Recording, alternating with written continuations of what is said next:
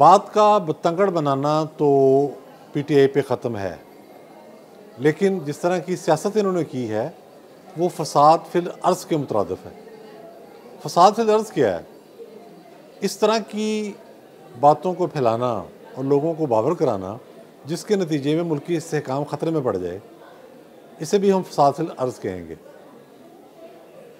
और जो हमारे काबरीन हैं वो हुकूमत के हैं या इस्टेब्लिशमेंट के हैं, उनसे बारहा संजीदा हलकों ने ये कहा है कि जब भी आप पीटीआई के साथ मुज़ाकरात करें तो उसके लिए एसओपी पहले तय कर लें। आपको इल्म होना चाहिए कि कहाँ किस वक्त कैसे मिलना है। अब ताज़ा तरीन वाक़या जिस पर शोर मच गया है, army chief general Syed Asim Munir साहब पेशावर गए। उन्होंने तमाम सियासी जमातों के रहनुमाओं से वहाँ मुलाकात की।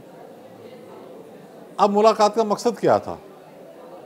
केपीके की जो सूरत हाल है वो किसी से पोशीदा नहीं। टीटीपी को केपीके में कौन वापस लाया, हंगामा रही, कत्लो गारत कैसे शुरू हुई, यहाँ तक मामलात गड़बड़ हैं कि वज़ीर आला केपीके अली अमीन गंडापुर साहब मगरिब के बाद अपने घर नहीं जा सकते। डेरा इस्माइल खां में जो उनका भाई घर है वहाँ नहीं जा सकते। मौलाना फजल रहमान बारहा बता चुके हैं, वो भी डेरा इस्माइल खां के रहने वाले हैं, कि वहाँ दिन के टाइम भी किसी की जान व माल महफूज नहीं। लॉ एंड ऑर्डर की सूरत हाल इतनी तशवीशनाक हो चुकी है। एक कर्नल साहब के वालिद साहब फौत हो गए, सर्विंग कर्नल, उनके भाई दो, वो भी बड़े सीनियर अफसरान थे।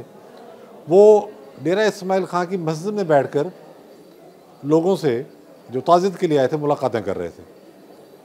आप अंदाज़ा करें कि शहर के अंदर, सेटल्ड एरिया के अंदर तालिबान का एक गिरोह आया टीटीपी का और उन्हें अगवा करके ले गया।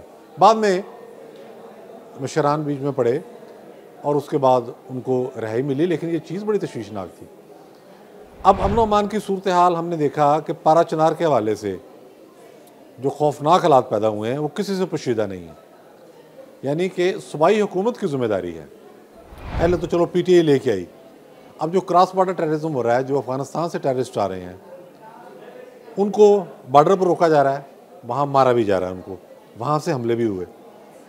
पिछले दिनों एक हमले के अंदर 16 सिक्योरिटी एहलकार शहीद हो गए। 16 सिक्योरिटी एहलकार, अगर आपको याद हो तो कभी इंडिया के साथ झड़प में शहीद नहीं हुए।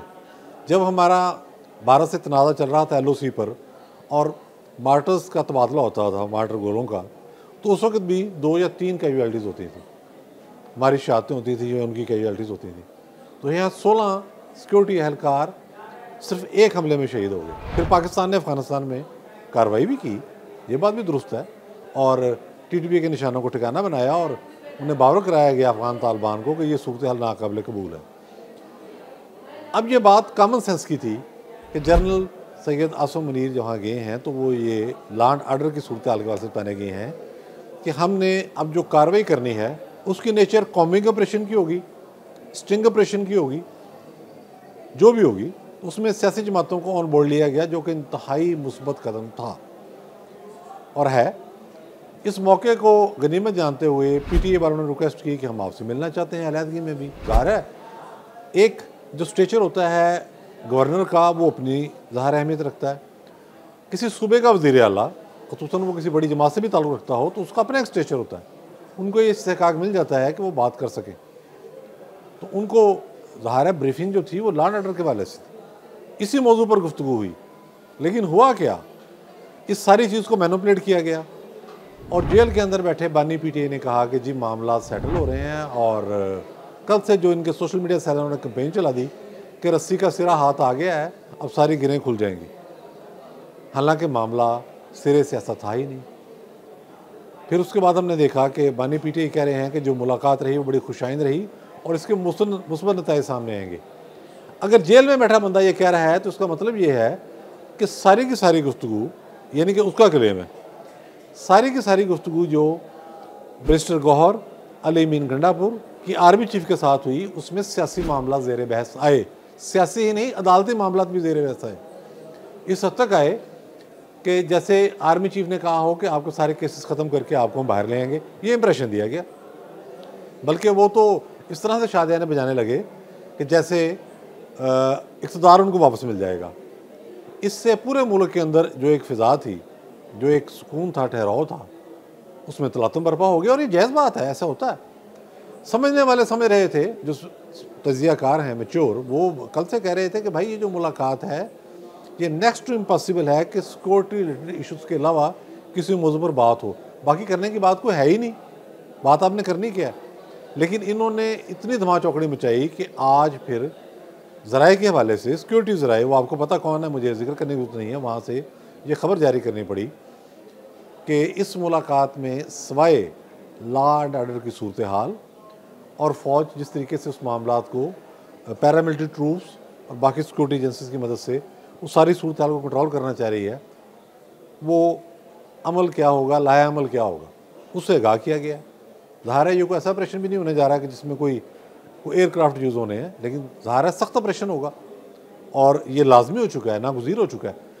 KPK की हुकूमत लॉ एंड ऑर्डर मेंटेन करने में पूरी तरह से नाकाम है। आप अंदाज़ा करें कि पारा चनार वाला मामला जो इससे हटकर मामला है, उसमें वो कहते हैं जी हम नई पुलिस फोर्स बनाएंगे। तो भाई पहले पुलिस फोर्स क्या कर रही है, वहाँ पैरामिलिट्री ट्रूप्स भी हैं।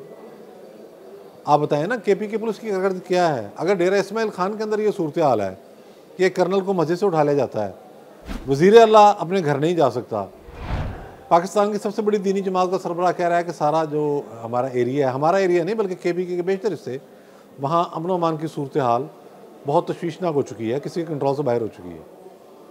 तो ये इसी चीज़ मौजू पर गुफ्तगू होनी थी। तो फिर ज़राए ने आज बयान जारी किया जिसमें बताया गया कि कोशिश की थी बैरिस्टर गौहर ने, जब ये मुलाकात हुई जिसमें बैरिस्टर गौहर अली मीन गंडापुर जो हैं ये आर्मी चीफ साहब को मिले, तो उन्होंने कोशिश की कि सियासी मामलात पर गुफ्तगू हो, जिस पर आर्मी चीफ ने उन पर वाज़े कर दिया कि भाई ये सियासी गुफ्तगू का प्लेटफार्म नहीं है, ना ही हमने सियासी गुफ्तगू करनी है। सियासी गुफ्तगू आप हुकूमत के साथ करेंगे, सियासतदानों के साथ करेंगे।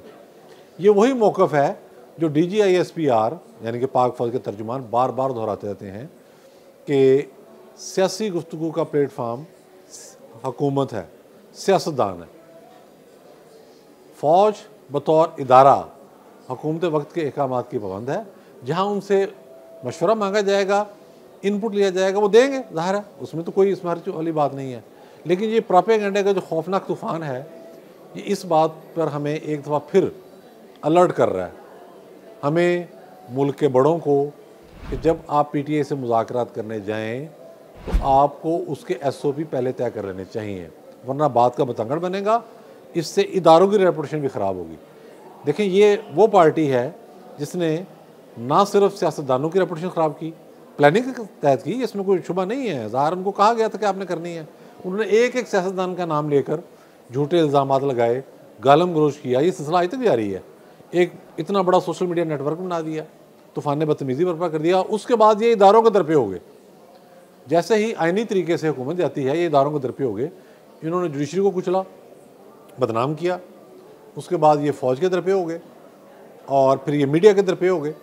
जो इनकी बात ना सुने उसका ये हुलिया ख़राब करने की कोशिश करते हैं। तो यहाँ इदारों के जो बड़े हैं उनको भी ये चाहिए कि जब मुलाकात के लिए जाएं, तरीक़ेकार ऐसा हो कि जिसमें किसी को बाद में कोई ऐसी बात करने का मौका हरगिज़ ना मिले कि वो ये कह सके कि मैंने ये मुतालबा कर दिया, वहाँ से ये जवाब आया है। ये और देखें, ये जो हम इम्प्रेशन देते हैं हमारे बाद साफ़ी भाई भी कि जी बैक चैनल मुज़ाकरात हो रहे हैं, बैकडोर मुज़ाकरात हो रहे हैं, ये भी बड़ा ख़तरनाक पहलू है। उसकी रीज़न ये है कि उससे आप फिर जो मर्जी नतीजा अख़ज़ कर लें। तो ये, और उसके बाद मुल्क के अंदर अदम इस्तेहकाम। PTI का टारगेट क्या है इस वक्त? इसमें कोई किसी किस्म का इबाहम नहीं है। PTI का वह टारगेट मुल्क के अंदर अदम इस्तेहकाम पैदा करके हुकूमत या इस्टेब्लिशमेंट को घुटनों के बल लाना है। ये उनका टारगेट है। जब आप उन्हें मौका देंगे प्रोपेगेंडा करने का, तो ये प्रोपेगेंडा के जरिए करना है, कोई गन फाइट तो नहीं करनी। वो तो उन्होंने सारा कुछ करके देख लिया, 9 में करके देख लिया ना। 9 में से बड़ा वाक़या क्या होगा? जब आपने कोर कमांडर हाउस नहीं छोड़ा, GHQ नहीं छोड़ा, ISI के दफातर नहीं छोड़े, एयरफोर्स की इंस्टॉलेशन नहीं छोड़ी, तो उसके बाद क्या रह गया बाकी? तो प्रोपेगेंडे के ज़रिए उन्होंने आपको ज़ेर करना है। ये इस बात की ज़रूरत जो है पहले से बहुत ज़्यादा बढ़ गई है कि आने वाले दिनों में जो मुज़ाकरात हों उसमें पूरी तवज्जो के साथ और उसमें स्टेक होल्डर इस तरह से बैठे हों कि जो बात हो वो उसी वक्त सामने आ जाए। जितनी आप ट्रांसपेरेंसी रखेंगे मुल्क के अंदर उतना इस्तेहकाम रहेगा, वरना जो टोला मुल्क में अदम इस्तेहकाम पैदा करना चाह रहा है वो अपनी कोशिशों में खुदा न खास्ता कामयाब हो जाएगा। बहुत शुक्रिया।